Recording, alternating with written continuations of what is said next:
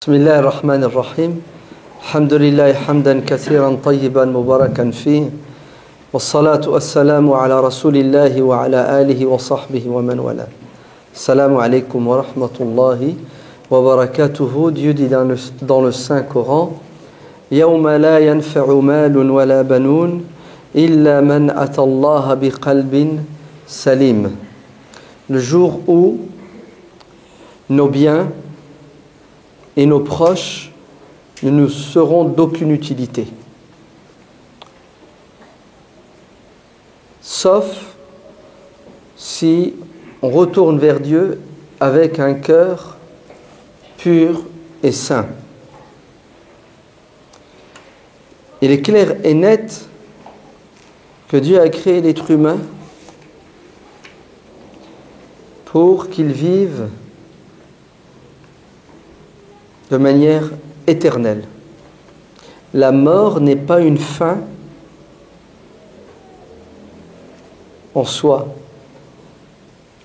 Elle est une nécessité pour passer de l'étape de la vie d'ici-bas, al-hayat ad-dunya, à l'étape de la vie de l'au-delà, l'autre, l'akhira. Ainsi, si l'être humain a eu un début, sachez qu'il n'aura pas de fin.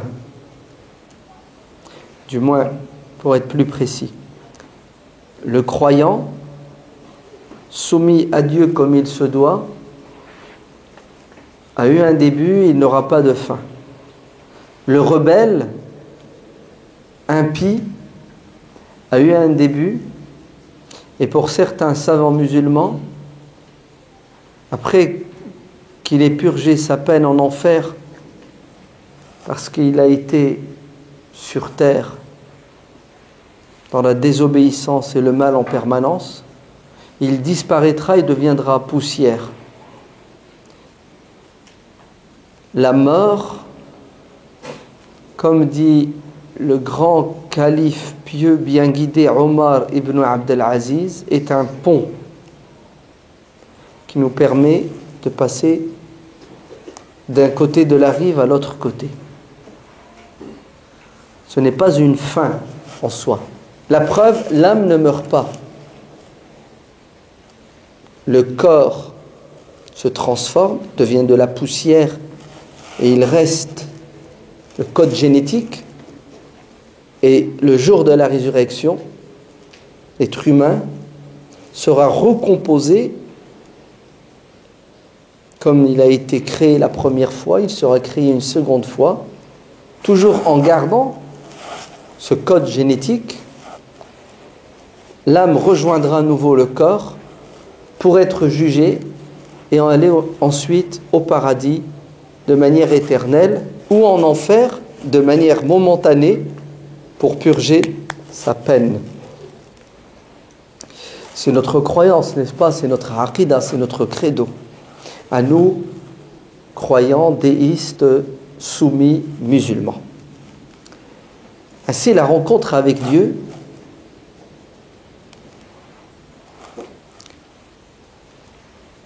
c'est une vérité indiscutable. C'est la vérité par excellence. Dieu dit dans le Saint-Coran: Inna lillahi wa inna ilayhi raji'un. On vient de Dieu et c'est lui qui nous a créés, qui nous a mis sur terre, et il a décidé de nous rappeler vers lui pour nous récompenser. Donc s'il y a bien une vérité, c'est celle-ci, c'est qu'on va mourir pas parce que Dieu veut nous punir. La mort n'est pas une punition. La mort, c'est un mal nécessaire. C'est une souffrance nécessaire. Personne qui cherche à mourir, et le décès et la mort de tout être humain, et en particulier de ceux qu'on aime, ne nous laisse pas insensibles. La mort est une nécessité pour pouvoir retourner vers Dieu et vivre le bonheur éternellement aux côtés de Dieu. Donc, s'il y a bien une vérité pour nous musulmans, c'est quoi? C'est la rencontre de Dieu. وَجَاءَتْ سَكْرَةُ الْمَوْتِ بِالْحَقِّ ذَلِكَ مَا كُنْتَ مِنْهُ تَحِيدٌ. Lorsque la mort viendra prendre l'âme, lorsqu'on mourra, qu'est-ce qu'on regrettera? On regrettera de ne pas avoir assez obéi à Dieu, de ne pas avoir assez de bien. Pourquoi est-ce qu'on regrette au moment de la mort de ne pas avoir œuvré plus dans le droit chemin? Parce qu'à ce moment-là, toutes les vérités dont on parlait sur terre, auxquelles nous croyons, vont devenir non plus des vérités abstraites, mais des vérités concrètes. On croit tous en la mort. Mais quand la mort agira, est-ce que ça sera la même croyance? Non, puisque quand tu parles d'un aliment, tu le décris, c'est pas du tout la même chose que lorsque tu le manges. Ouais. Ainsi, à ce moment précis, quand le rideau sera levé et qu'on va entrer dans une nouvelle période de notre vie qui s'appelle le barzakh, le monde de l'invisible, à ce moment-là, l'être humain va réagir. Quelle est la réaction? Elle est dans le Coran. Dieu sait qui nous sommes et il sait ce qu'on va dire, ce qu'on va faire, ce qu'on va ressentir demain, dans 1 million d'années. Dieu sait tout. Et vous savez ce qu'il nous dit? Il nous dit que ce jour-là, nous allons supplier Dieu en disant Rabbi rji'ouni la'alli a'malu salihan fi ma tarakt. Seigneur, laissez-moi du répit. Remettez-moi sur terre une fois qu'on est mort. Pourquoi est-ce qu'on va demander un peu de temps pour faire du bien, salihan, aussi minime soit-il? Et Dieu dira, mais écoutez, je vous ai donné du temps, 40 ans, 60 ans, pour certains 80 années. Pourquoi vous ne l'avez pas fait ce bien? Pourquoi vous attendez toujours la dernière minute? Pourquoi? Pour agir. C'est peut-être parce que vous n'étiez pas convaincu comme il se doit. Vous avez compris? Nous tous ici, nous croyons en la mort. Vrai ou faux? Nous tous ici, nous croyons que nous allons être ressuscités et que nous serons jugés. Vrai ou faux? Et nous tous, nous croyons que lorsque l'ange de la mort va frapper à la porte, il ne frappe pas à la porte, il entre sans frapper. N'est-ce pas? Qu'est-ce qu'on va lui dire? S'il te plaît, laisse-moi 5 minutes. Pour faire quoi? Pour jouer? Non. Alors pourquoi est-ce qu'aujourd'hui, on ne s'imagine pas que l'ange de la mort va venir frapper dans 2 heures à notre porte et qu'il me reste 2 heures pour faire quoi? Voilà, c'est ça le problème de l'être humain. Regardez, il nous reste 2 heures. Yallah, on fait quoi pendant ces 2 heures? C'est toute la différence entre Abu Bakr Siddiq et le reste des musulmans. Omar ibn al-Khattab a dit, Abu Bakr était plus fort que nous, il nous a devancés, il était the best. Vous savez pourquoi? Parce qu'il avait quelque chose dans son cœur que malheureusement beaucoup de musulmans n'ont pas. Al-yaqin, la certitude. Il croyait dur comme fer. Il n'a jamais douté un instant. À un moment donné, certains musulmans, certains compagnons vont douter. Et certains vont quitter l'islam. Oui. Lorsque le prophète sallallahu alayhi wa sallam a fait le voyage nocturne, il est passé de la Mecque à Jérusalem, de Jérusalem au royaume des cieux, lorsqu'il est revenu et qu'il a annoncé ça aux musulmans et aux non-musulmans, certains musulmans doutaient et certains ont quitté l'islam. C'était trop. On veut bien croire, mais il y a des limites. Là, on ne peut pas l'avaler, celle-là. Comment? T'es passé de la Mecque à Jérusalem en une nuit alors qu'il nous faut un mois pour y aller? Non, on n'y croit plus. Et quand ils sont venus le dire à Abu Bakr, les mécréants, pour se moquer de lui en lui disant « T'as vu la goutte d'eau qui fait déborder le vase ?» Déjà, tout ce qu'il nous disait avant, c'était de la bêtise, mais là, il exagère. Oui, il vous a dit quoi? Abu Bakr n'était pas encore au courant. Hein. Il nous a dit qu'il est allé de la Mecque à Jérusalem, cette nuit. Abu Bakr réagit en disant « Et alors? S'il me dit qu'il est monté au ciel en une nuit et qu'il est revenu, je le crois. » Alors qu'il ne savait pas encore que le prophète a été invité au royaume des cieux. C'est-à-dire, aucun moment d'hésitation. Pas l'ombre du doute dans son cœur. Vous entendez, hein? Qu'est-ce que ça a donné comme résultat? Un jour, le prophète sallallahu alayhi wa sallam interpelle les musulmans, il leur pose des questions. Qui parmi vous aujourd'hui a fait une sadaqa? Moi, prophète. C'est qui? Abu Bakr.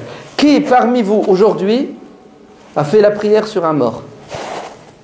Moi, prophète. Qui parmi vous aujourd'hui a jeûné?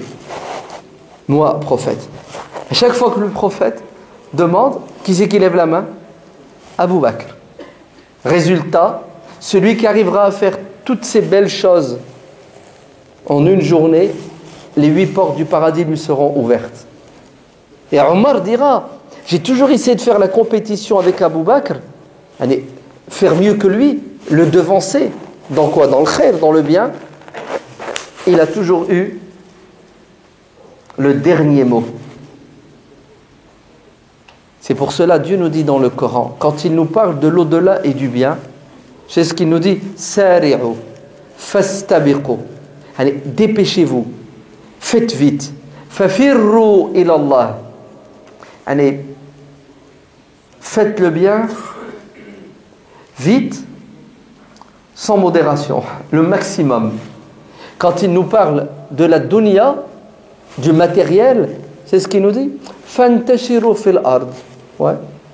C'est-à-dire, allez, bosser. Ouais, il faut assumer ses obligations matérielles. Avec de manière réfléchie, posée, modérée. Le bien,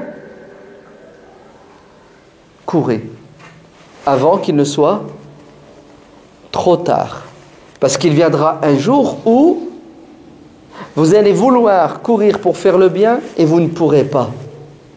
Ça sera trop tard. Ida jaa ajaluhum, lorsque l'heure arrive, personne ne peut la retarder. Comme personne ne peut d'ailleurs l'avancer. La mort ne dépend pas de nous. On va dire, si, je me mets une balle dans la tête, c'est moi qui ai décidé de mourir. Faux. Il y en a des centaines, des milliers font des tentatives de suicide. C'est ce que c'est une tentative de suicide? Il a l'intention de se donner la mort. Donc, il veut mourir. Et ça n'a pas marché. Donc, ça veut bien dire que la mort ne dépend pas de toi. Oui ou non? Si la mort dépendait de toi. Si la mort, c'était une histoire de volonté, il n'y aurait pas de tentative de suicide, il n'y aurait que des suicidés. Tous ceux qui veulent se donner la mort seraient morts. Non. La mort, c'est Dieu qui décide. Et personne n'est au courant du moment, ni de l'endroit, ni de la façon dont il va mourir. C'est une inconnue. Vous savez pourquoi? Pour garder le suspense. C'est ça? Non. Pour nous permettre de vivre. Si tu savais que tu allais mourir dans 2 heures, certains meurent crise cardiaque 2 heures avant. C'est une image, hein, c'est ça? Ça va les handicaper, ça va les déstabiliser. Si tu savais que tu allais mourir dans 2 heures, ça t'empêcherait de profiter des 2 heures qui restent, tellement la tristesse va t'anéantir. Mais il y a des exceptions.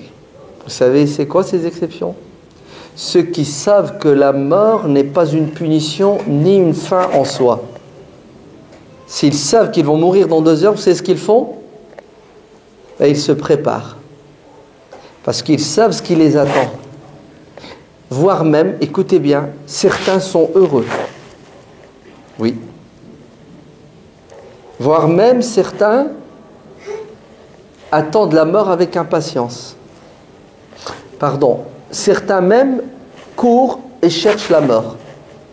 Sans se donner la mort. Mais pour eux, la mort, c'est un cadeau. Et ce n'est pas une posture psychologique, spirituelle, négative et handicapante. Au contraire, vous savez ce que ça développe chez eux? L'amour de vivre, parce qu'ils apprécient le temps qui leur reste. Ils ne le gaspillent pas. Ils ne passent pas ce temps à faire du mal. Au contraire, ils font le maximum de bien parce qu'ils savent qu'après la mort, ils jouiront et seront heureux en fonction du bien qu'ils avaient fait sur terre et en fonction de l'idée qu'ils se sont faite de Dieu. Celui qui pense qu'il va rencontrer un Dieu pardonneur, Dieu lui pardonnera. Ana 'inda dhanni 'abdi bi. Comme tu t'imagines Dieu, Dieu sera avec toi. Sur terre, tu penses que plus tu es généreux, plus Dieu sera généreux avec toi. Et tu m'en pratiques la générosité, tu rencontreras un Seigneur plus généreux que tu ne te l'imaginais. Dieu sera à notre image le jour de la résurrection. Ainsi, celui qui croit à la rencontre de Dieu et qui sait qu'il peut mourir à chaque instant, vous savez qu'est-ce qu'il devient? Un bienfaiteur. La'alli a'malu salihan. Seigneur, laissez-moi du temps pour faire le bien. Est-ce que Dieu nous a laissé du temps? Là, au moment où je vous parle. Nous tous ici, on croit que ce soir, on sera encore vivants. Donc d'ici ce soir, est-ce qu'on a du temps? Oui? On fait quoi de ce temps? Voilà, c'est ça le problème de l'humain. C'est que Dieu lui a donné du temps, au lieu de l'exploiter, pour faire le maximum de bien, c'est-à-dire pour vivre heureux et rendre heureux les autres. Vous savez ce que fait l'être humain? Il tue son temps. Et en tuant le temps, il se détruit et détruit son entourage. Qu'est-ce la vie si ce n'est qu'une addition d'heures, de jours, de mois et d'années? Si tu veux être heureux, prends conscience que le temps, c'est un capital. Tu n'as pas le droit de ne pas gérer ton temps avec la perspective, l'objectif de faire le maximum de bien pour rencontrer Dieu, pour vivre tout le temps dans le bien, là-haut. La majorité des gens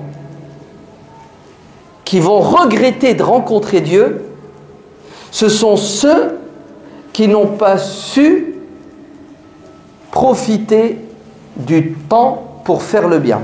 Awalam nu'ammirkum fihi. Ne vous ai-je pas donné une longue vie sur terre pour penser et réfléchir à quoi? Penser et réfléchir à quoi? À ce qui vous attend après la mort. Pensez à réfléchir, à faire le bien avant la mort. Bon sang, pourquoi est-ce que je vous ai donné 60 ans, 70 ans et vous n'avez pas été conscient de ce vers quoi vous étiez poussé de manière inéluctable? Le prophète sallallahu alayhi wa sallam dit dans le hadith rapporté par l'imam al-Bukhari, a'zarallahu imra'an. Dieu ne donnera pas d'excuses à un homme, à un être humain qui a vécu 60 ans, 70 ans. Tu n'auras pas d'excuses. Tu ne pourras pas dire, ya Allah, j'ai pas eu le temps de faire le bien, je suis mort à l'âge de 15 ans, à l'âge de 20 ans, c'était trop court. Attends, Allah il t'a laissé 70 ans. Non, t'exagères. Vrai ou faux? C'est trop. Les jours passés, et au lieu d'évoluer et d'avancer, tu régressais. C'est pour cela l'imam Hassan al-Basri rahimahullah disait, j'ai connu des gens, il parle des compagnons, qui faisaient attention à ne pas gaspiller leur temps comme vous faites attention à ne pas gaspiller votre argent. Pardon, je me suis trompé. Hassan al-Basri a dit, j'ai connu des gens, je les ai côtoyés, qui étaient plus soucieux que vous de ne pas perdre leur temps, comme vous êtes soucieux de ne pas perdre votre argent. Tu as vu comment ton fric, tu fais attention? Tu le gères de la manière la plus... Romain, leur temps, il avait plus d'importance que leur fric. Ils ne perdaient pas leur temps. Ils comptaient les minutes. Et une minute ne pouvait pas passer, une heure, une journée, une semaine, un mois, ne pouvait pas passer sans qu'ils aient semé. L'imam al-Bukhari, radiyallahu anhu, dit qu'un jour il était avec son maître, Yusuf al-Bikandi.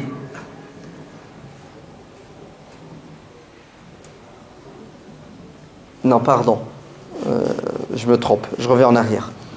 Yusuf al-Bikandi, qui est un des maîtres de l'imam Bukhari, un jour il était assis et puis il écrivait. Avant ils avaient des plumes, c'est ça? Et à un moment donné, la plume se casse. Donc il est occupé, il est en train d'écrire des hadiths du prophète alayhi salatu wassalam, la plume se casse. Écoutez bien, entre le temps où la plume se casse et il doit refaire une autre plume, la préparer, je ne sais pas, il y a 1 minute, 2, 3 minutes. Vous savez ce qu'il a fait? Et il s'est mis automatiquement en mode tasbih. Subhanallah, alhamdulillah, Allahu Akbar. Subhanallah, alhamdulillah, Allahu Akbar. Et il prépare. Il était soucieux de ne pas perdre 2-3 minutes. Et qu'est-ce qu'il a fait pendant ces 2-3 minutes? Il a planté des arbres au paradis. Puisque le prophète sallallahu alayhi wa sallam a dit, j'ai rencontré dans le ciel votre père Ibrahim et il m'a dit que le paradis c'est le top, mais il faut le planter. Ouais, il faut planter des arbres, c'est-à-dire il faut le meubler votre paradis. Et une des façons de meubler le paradis, c'est de dire Subhanallah, alhamdulillah, Allahu Akbar. Vous comprenez pourquoi les soufis, ils ont toujours un chapelet? Les soufis, observez-les. Ils ont toujours un tasbih, un chapelet dans leurs mains. Et sans arrêt, Subhanallah, alhamdulillah, Allahu Akbar. Subhanallah, alhamdulillah, Allahu Akbar. Ouais. Et on nous a bourré le crâne depuis des années. Ouais, le soufisme c'est haram, c'est une bid'a. Le tasbih c'est haram, c'est une bid'a. C'est toi qui es haram et qui est une bid'a. Puisque tu empêches les gens de quoi? De planter des arbres au paradis. Vous entendez? Si l'ange de la mort vient, tu vas lui dire quoi? Tu vas dire, s'il te plaît, laisse-moi 5 minutes. Pour faire quoi? Du bien. Subhanallah, alhamdulillah, Allahu Akbar. Je vais faire 100, Subhanallah, alhamdulillah, Allahu Akbar. C'est ça? Ben aujourd'hui, tu as la chance. Tu as du temps. Prends ton chapelet. Si tu n'en as pas, va vite l'acheter. Et puis tu le mets toujours dans ta main, dans ta poche. Et tu essaies de ne pas perdre 1 heure, 1 demi-heure, 10 minutes. Dès que tu peux, tu te mets en mode Subhanallah wa bihamdihi, Subhanallah al-azim. La ilaha illallah, la ilaha illallah. Et si tu arrives dans une journée à faire quoi? À faire 200 la ilaha illallah, 500 Subhanallah. Vous entendez? On va regretter, quand on va rencontrer Dieu, d'avoir gaspillé et perdu notre temps.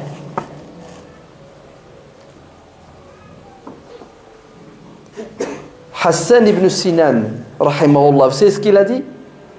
Il a dit, si l'ange de la mort venait frapper à ma porte et que je lui ouvrais la porte et qu'il me disait, on y va, hein? Je n'aurais pas besoin de lui dire, s'il te plaît, laisse-moi 10 minutes pour me préparer pour faire du bien. Car je suis au quoi? Au maximum de ma capacité, de ma rentabilité. Je ne peux pas faire plus que ce que je fais. Vous entendez, hein? Je ne peux pas faire plus. Oui. Qui c'est qui est prêt à rencontrer Dieu? Vous savez qui? Celui qui est sincère. Parce que ce qui va sauver les êtres humains le jour de la résurrection, c'est leur sincérité. Car celui qui se trompe, il est quand même récompensé dans notre religion. Vous entendez? Car Dieu ne nous punira pas quand on oublie, quand on se trompe. Tu penses faire bien, dire bien, et dans l'absolu, aux yeux de Dieu, tu t'es trompé, Allah te récompense. Parce que ton intention, c'était de faire le bien. C'est beau ou c'est pas beau? Mieux, vous savez quoi? Tu penses faire le bien et tu ne le fais pas, Dieu te récompense comme si tu avais fait le bien. Le prophète sallallahu alayhi wa sallam a dit: cherchez à ressembler à des personnes. Dans un autre hadith, il a dit: 4 personnes auront la récompense identique qu'ils méritent. Quelqu'un qui est riche et qui donne sans compter, de manière raisonnée et intelligente. Il sera récompensé, oui ou non? Quelqu'un qui est pauvre et qui voudrait donner comme le riche et qui n'a pas, il sera récompensé comme le riche. C'est beau ou c'est pas beau? Rien que le fait d'avoir l'intention de faire le bien, c'est enregistré comme si tu avais fait du bien. C'est pour cela, illa man atallaha biqalbin salim, ça veut dire celui qui arrivera devant Dieu avec un cœur pur. Celui qui croit en Dieu de manière claire, nette, ferme, pas de shirk, pas de tout ce que vous voulez, et celui qui aime Dieu. Le cœur saint, c'est celui qui aime Dieu. Et celui qui aime Dieu aime le bien. Vous entendez? Celui qui aime Dieu pense à faire le bien. Celui qui aime Dieu, celui qui a un cœur saint, il n'y a pas d'hypocrisie dans le cœur. Il est entier. Avec Dieu, avec lui-même et avec les gens. Si vous voulez rencontrer Dieu et vous en sortir, videz votre cœur de la jalousie, de la haine, de la cupidité. Les péchés du cœur sont plus mortels que les péchés du corps. Vous entendez? Les péchés du cœur sont destructeurs.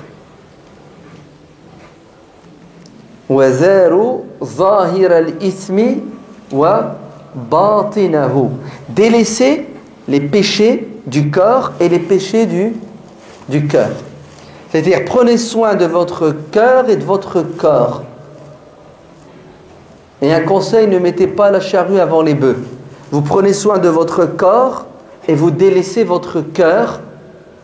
D'ailleurs, ça ne vous sauvera pas, puisque le prophète sallallahu alayhi wa sallam dit dans le hadith rapporté par l'imam Muslim d'après Abu Huraira, Dieu ne regarde ni vos visages, ni vos vêtements, il regarde quoi en premier? Vos cœurs. Tu es sincère? Tu es bon? Marhaban, viens. Donc sera prêt à rencontrer Dieu celui qui a un cœur saint et pur, un cœur rempli d'amour et de bonne intention. Celui qui a dans le cœur le kibr, la grosse tête là, l'orgueil et la vanité, l'autosuffisance et l'ijab, tout le bien qu'il a fait sera pulvérisé, n'entrera pas au paradis celui qui a un grain de moutarde de quoi? De kibr dans son cœur. C'est-à-dire tu viens, tu arrives devant Dieu, tu es content, Et tu sors ton livre que tu as reçu, tu dis, Allah, regarde, j'ai fait 15 umrah, 3 hajj, c'est ça? Tu commences à mettre en évidence des actes d'adoration. Dieu va dire, attends, calme-toi. Tu as du kibr dans le cœur. Mettez-le d'abord en enfer. Ouais. C'est terrible, hein? Vous savez ce que c'est le kibr? La grosse tête. C'est le fait de refuser d'accepter la vérité, même lorsqu'elle sort de la bouche d'un enfant ou d'un ignorant. C'est ça le kibr. Quelqu'un te fait une remarque, à raison, pas à tort, et tu n'acceptes pas, tu deviens rouge, tu as la haine, tu t'emportes, tu cries, tu hurles, tu t'entêtes. C'est ça le kibr. Et oui, c'est pas porter un vêtement qui descend dessous de la cheville. C'est pas vrai.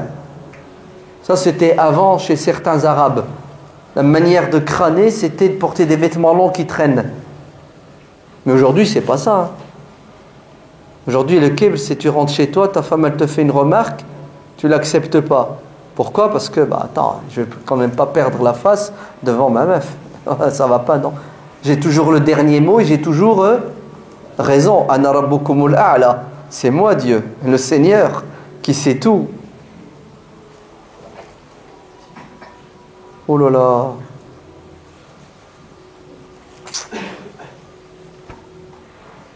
Batarul haq. Refuser la vérité. Pourquoi? Parce que tu veux sauver ta face, comme on dit. Dieu n'aime pas le mutakabbirun. Dieu n'aime pas ceux qui crânent, ceux qui sont orgueilleux. D'ailleurs, celui qui sur terre se la jouait, pensait qu'il était tout fort, tout puissant, sera ressuscité et Dieu lui donnera le corps, la forme de quoi? D'une fourmi. Une fourmi. Si bien que les gens ne le calculeront même pas, ils vont le piétiner. Piétiner, la main. Sur terre, il prenait les gens pour des... C'est ça? C'est ce qui va lui arriver. Après, il sera jeté en enfer. Non, tu ne peux pas prétendre être prêt à rencontrer Dieu si tu ne considères pas que ton pire ennemi, c'est ton ego, c'est ton nafs. Et non pas l'autre qui est en face de toi ou à côté de toi. Ton ennemi, c'est celui qui est à l'intérieur, qui te joue des sales tours, qui t'empêche d'être modeste, qui t'empêche d'être sincère, qui t'empêche tout simplement d'être bon. Non. Si on veut rencontrer Dieu, avec l'espoir qu'il soit satisfait de nous, on doit tout faire sur terre pour purifier, nettoyer notre fort intérieur, notre cœur. C'est pour ça les soufis, tout leur travail tournait autour de la tazkiya, la purification des cœurs. Pour eux, c'était ça le plus important. À quoi ça sert de prendre soin de l'extérieur alors que l'intérieur est pourri? Ahmad ibn Ajiba, vous avez déjà entendu parler de cet homme? Ahmad ibn Ajiba. Ahmad ibn Ajiba, rahimahullah, écoutez bien, à un moment donné de sa vie, il y a un déclic. Et il va vivre une crise spirituelle. Pourquoi? Parce que c'était un savant, non, un très grand savant, dans le nord de l'actuel Maroc. Avant, ça n'existait pas Maroc-Algérie, on appelait ça le Grand Maghreb, le Maghreb tout simplement. Ahmad ibn Ajiba, c'était la référence. Donc automatiquement, si tu ne surveilles pas ton diable à l'intérieur, il prend du poids. Donc il attrapait la grosse tête. Il croyait qu'il était le meilleur et qu'il avait tous les droits. En fait, écoutez bien, il n'adorait plus Dieu, mais il adorait son nafs.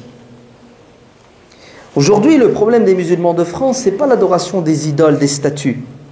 Ce n'est pas l'adoration des tombes. Il n'y a même pas de tombe en France. Vous entendez? Non, on veut nous faire croire que le shirk, c'est quoi? C'est les statues, les tombes, les saints. C'est faux. Ça, c'est dans certains pays musulmans. Notre problème aujourd'hui, vous savez, c'est quoi? Ce sont les maladies du cœur, telles l'hypocrisie. Ouais. Tel le kibr, l'orgueil, l'autosuffisance, la jalousie, la haine. C'est ça qui fout le boxon dans notre communauté. Et ce sont des maladies qui ne datent pas d'aujourd'hui. C'est la maladie du diable. C'est ça qui a foutu en l'air le diable. Et tous les grands savants qui avaient la crainte de Dieu considéraient que le danger des dangers, c'est que l'être humain s'occupe des fautes, des erreurs et des péchés des autres et délaisse les siens. Et celui qui sait qu'il va rencontrer Dieu, il est préoccupé par lui-même. Vous entendez? Il baisse les yeux pour éviter de voir les erreurs et les péchés des autres, car ça va le détourner de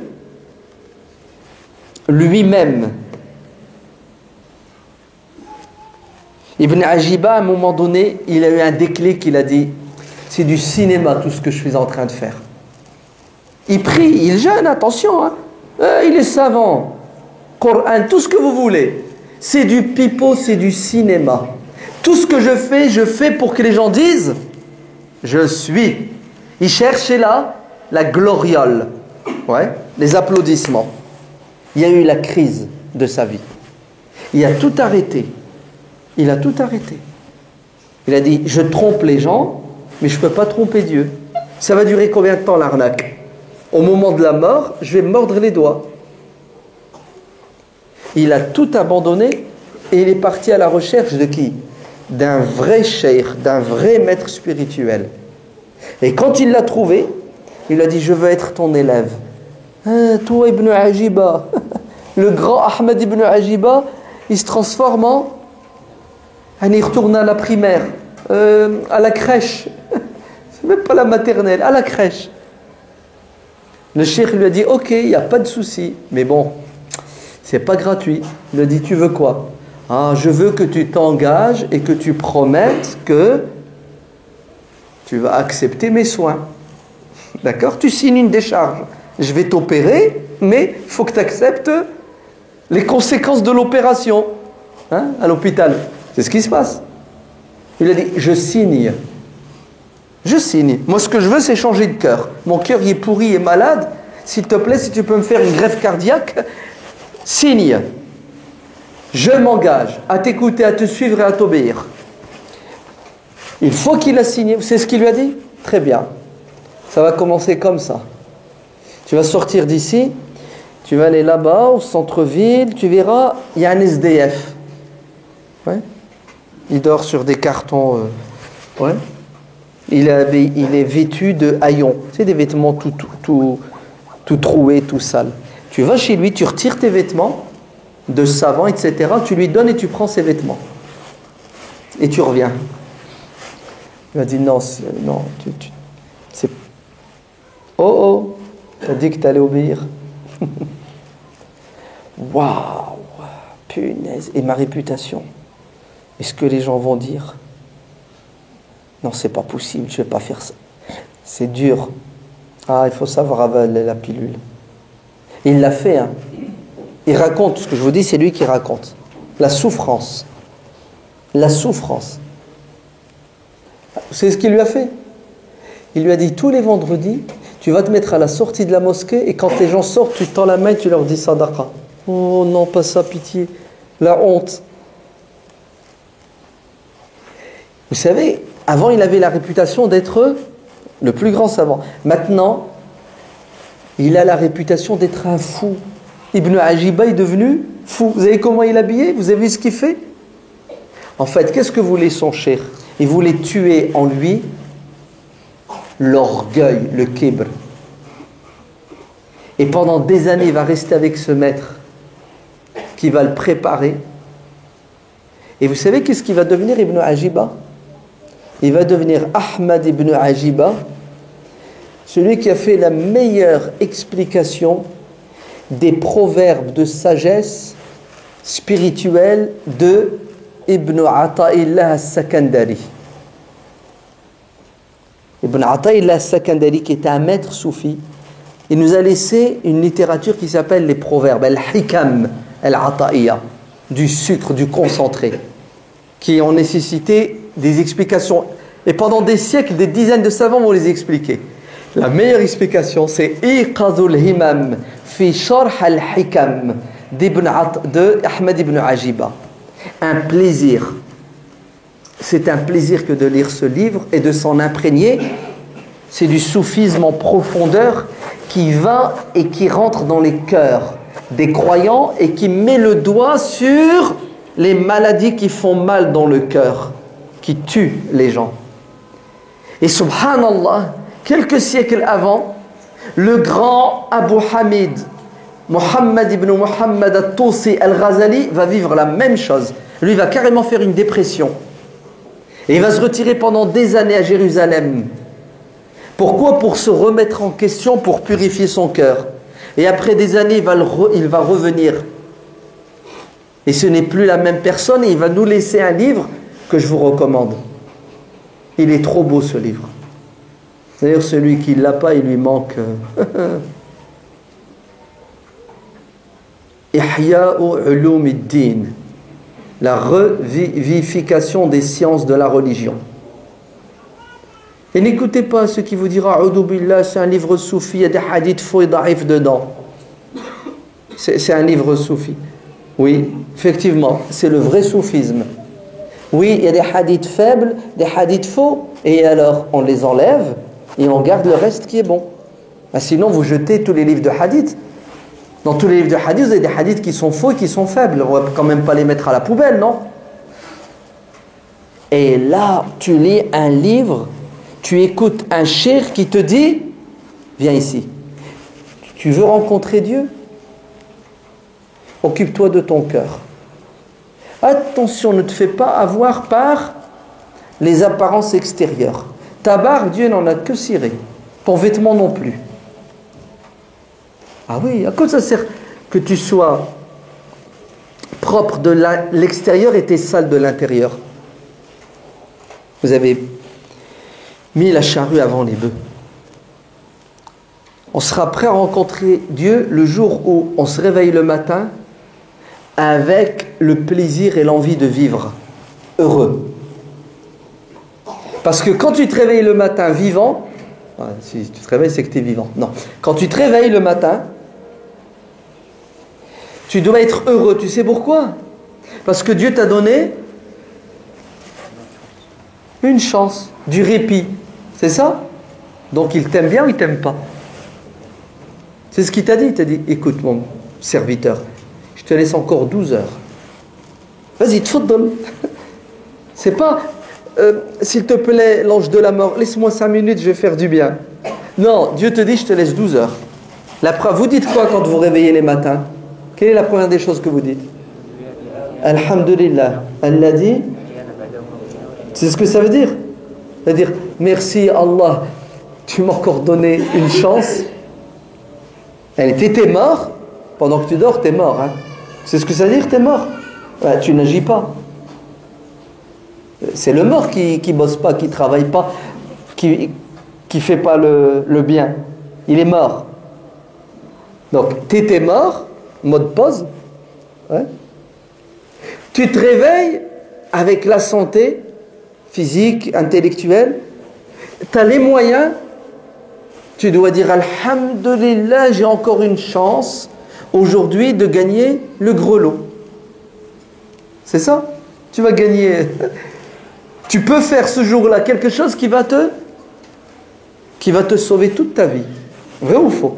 Allez, peut-être que demain, c'est ton dernier jour, et si tu te réveilles avec cette niya, que c'est ton dernier jour, que tu vas rencontrer Dieu ce soir, tu vas peut-être faire quelque chose qui va faire que tes 50 années, tes 40, tes 30 années seront préservées et sauvées. Pour ça, je ne comprends pas les gens qui se lèvent du pied gauche. Ils se réveillent le matin, ils ne sont pas contents. À l'asbah, il fait la gueule. Il se réveille le matin, il tire une tronche d'enfer. Il n'est pas content. Attends, pourquoi tu n'es pas content? Pourquoi tu fais la gueule, subhanallah? Non mais c'est vrai, les musulmans, ils ont un gros problème avec la vie. Ils croient que la vie d'ici-bas, c'est une punition, c'est l'enfer. Ils aiment bien le hadith rapporté par Al-Bukhari. Ad-dunya sijnu al-mu'min. La vie d'ici-bas, c'est une prison pour le... C'est ça? Pour le croyant. Donc quand tu es en prison, tu fais quoi? Tu pleures, tu es triste. Tu rêves que d'une chose, c'est de sortir. Vous avez mal compris le hadith. Vous l'avez mal compris. Le hadith signifie que la vie d'ici-bas comparée à celle de l'au-delà, c'est la vie de quelqu'un qui est en prison, qui souffre, et quelqu'un qui est à l'extérieur et qui jouit.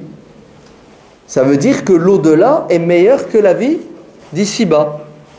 Mais vous ne pourrez pas être heureux là-haut si vous n'êtes pas heureux ici. Vous avez compris? Et comment faire pour être heureux ici?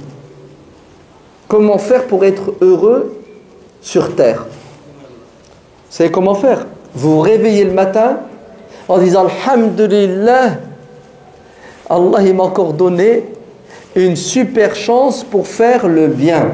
Waf'alul khayra la'allakum tuflihun. Faites le bien si vous voulez réussir. Si vous voulez réussir sur terre et dans l'au-delà et rencontrer Dieu avec le sourire, vous devez faire quoi? Le bien. Sinon vous êtes cuit, vous êtes mort. Vous allez rencontrer Dieu et Dieu va vous dire Hey foule, dans le hadith dans Muslim, viens mon serviteur, ne t'ai-je pas donné la santé? Naam ya Allah. Ne t'ai-je pas donné une famille? Oui Allah. Ne t'ai-je pas donné une voiture? Ne t'ai-je... La liste des bienfaits que personne ne peut nier. Et la dernière question qui tue, tu pensais que tu allais me rencontrer aujourd'hui? Non, ya Allah, je t'ai pas calculé, je t'ai oublié, j'ai fait ce que je voulais avec tout ce que tu m'as donné. Oh là là là là là là là, t'as eu tout faux. Emmenez-le en enfer. On se réveille le matin et on n'est pas conscient que le fait de se réveiller, c'est un cadeau divin. Pourquoi tu craches dans la soupe? Pourquoi Allah t'a donné et t'es pas content? Et pourquoi Dieu t'a donné quelque chose de bien, de beau, de bon, et tu le casses? C'est comme un enfant. Tu vas, tu lui ramènes un jouet, tu as mis 400 €, tu lui donnes, il le casse sur place. Vous faites quoi? Vous avez les nerfs ou vous n'avez pas les nerfs? Non, quand même. Ouais. Et vous savez ce que vous lui dites? T'en auras plus. Oui ou non? Ton gosse. Tout de suite, tu lui dis, c'est fini. Je t'en rachèterai pas un autre. Vrai ou faux? Voilà, c'est exactement ça. Allah, il t'a donné, il t'a donné, il t'a donné. Tu arrives devant lui, tu dis, Allah, wallah, je t'ai pas calculé. Ou plutôt, j'ai remercié le voisin d'à côté. L'autre qui t'a rien donné. Dieu te dira, regardez ce que Dieu va nous dire le jour de la résurrection, dans le hadith rapporté par l'imam Muslim. Écoutez bien, viens ici. J'avais faim. Pourquoi tu ne m'as pas donné à manger? Et toi, tu vas être choqué. Tu vas dire, Ya Allah, toi, tu as faim. Tu ne peux pas avoir faim. Tu ne manges pas. Tu es le maître de l'univers. Non, Ya Allah, je ne comprends pas. Tu sais ce que Dieu va te dire? Un tel avait faim. Tu étais au courant. Tu avais les moyens, tu ne lui as pas donné. Si tu lui avais donné à manger, tu trouverais aujourd'hui à manger. Tu as faim là aujourd'hui. Hein? Tu es ressuscité, tu as faim, tu as soif, tu as froid. Tu cherches la paix, tu vas aller au paradis. Mais tu crois que le paradis est gratuit? Ah, où ton paradis? Il est sur terre. Il est là, là, là, sur terre, maintenant. Tu veux ton paradis? Achète le billet. Ah oui.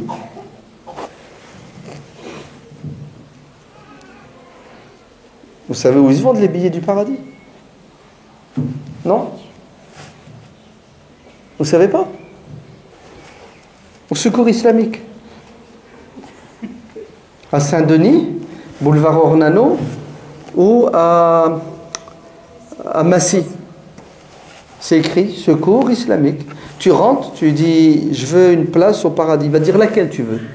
Il y a 8 paradis, il y a ça, il y a ça. Tu choisis à la carte.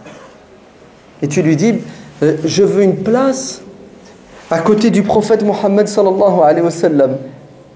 Ah, pas de problème. Elle s'appelle Ana wa kafilo. Moi et celui qui prend en charge un orphelin seront au paradis les uns à côté, côte à côte. Ah, c'est que ça, ya Rasulallah. 40 € par mois. Ah, tout de suite je paie. Prélèvement automatique. Et tu repars chez toi, et tu es content, tu fais des bons, tu fais une fête, tu invites tous les voisins. Qu'est-ce que tu as? Pourquoi tu es content? Ben, j'ai acheté ma place au paradis. Et tu déconnes. T'as fumé. Comment t'as fait pour acheter ta place? Et tu les emmènes, où ça? Au Secours islamique. Et eux aussi, ils achètent leur. En fait, si t'en ramènes 5, qu'ils achètent leur place, ça te fera combien de places, toi? 6 places. T'as acheté 6 places. C'est pas normal qu'on ait 10 millions de musulmans en France. Pardon, excusez-moi, je me suis trompé. Je sais pas les chiffres. 1 million? Ça va, 1 million? Ouais. Non, mais 1 million? Normalement, nous, musulmans français, on devrait parrainer 1 million d'or, feu, lin. Vrai ou faux? Puisque Dieu le dit dans le Coran. فَأَمَّا الْيَتِيمَ فَلَا وَلَا يَحُضُّ عَلَى طَعَامِ.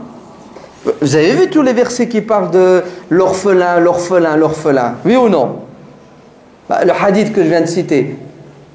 Normalement, la France, les Français musulmans devraient à eux seuls s'occuper de qui? d'1 million d'orphelins. Il faut que j'arrête de parler. Non, je vais arrêter parce que...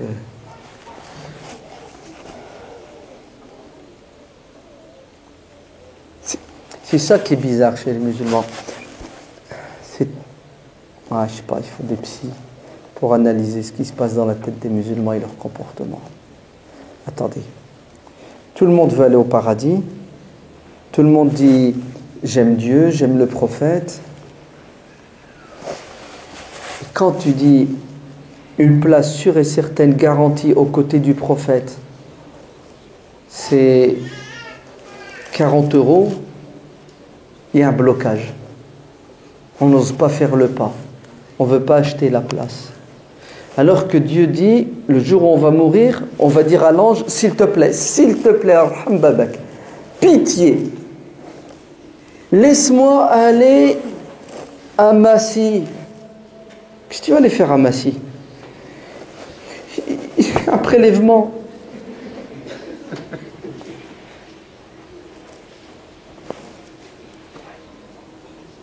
Là, c'est un problème. Hein.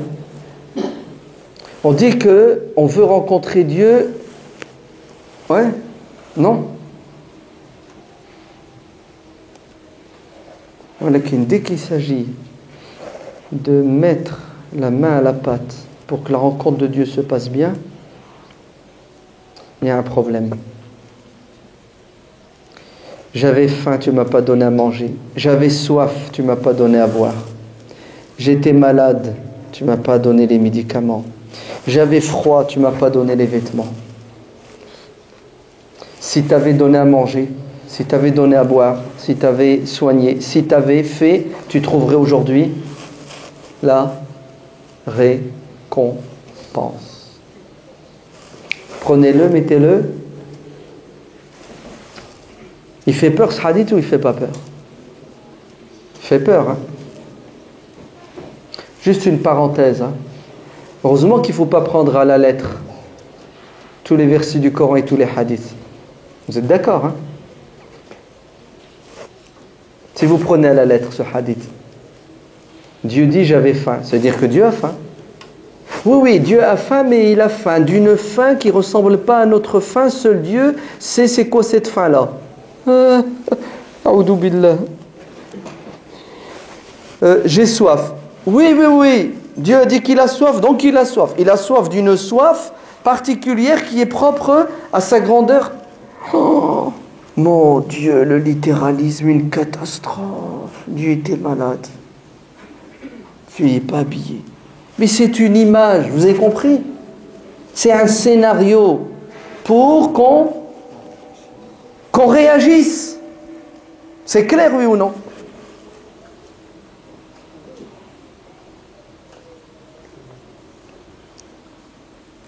Celui qui sait qu'il va rencontrer Dieu ne perd pas son temps, il s'occupe de son cœur, vous entendez, il le surveille, et troisièmement, il se dépêche à faire le bien, et pas n'importe quel bien, le meilleur parmi le bien, l'excellence. Il tape dans le mille, il cherche l'action qui va rapporter le plus. Je vais m'arrêter ici parce que c'est pas parler uniquement qu'il faut, c'est parler, penser et agir. Allah barik fikoum. Le Ramadan approche. Il y a des gens le soir à l'heure du Maghrib, ils n'ont pas à manger. Alors que nous, le soir à l'heure du Maghrib, il y a tellement à manger qu'on ne sait plus quoi manger. On ne sait pas par quoi commencer. Vous entendez? Il y a tellement à manger qu'un tiers de la nourriture pendant le Ramadan finit à la poubelle. C'est du gaspillage. Et après, on parle de quoi? On aime Dieu et le prophète. Wallahi, la table du Ramadan prouve le contraire.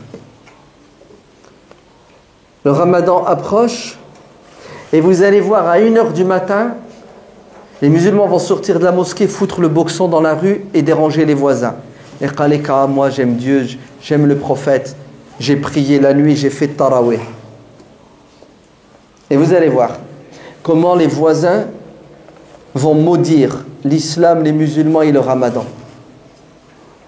Et on ne sait pas que le jour de la résurrection, ces voisins-là vont déposer plainte contre nous au tribunal divin et que Dieu sera sans pitié. Et ne me dites pas que ouais, la prière c'est important. Oui, la prière est importante. Et le respect du voisin, c'est pas important? C'est pas important le respect du voisin? Dites-moi.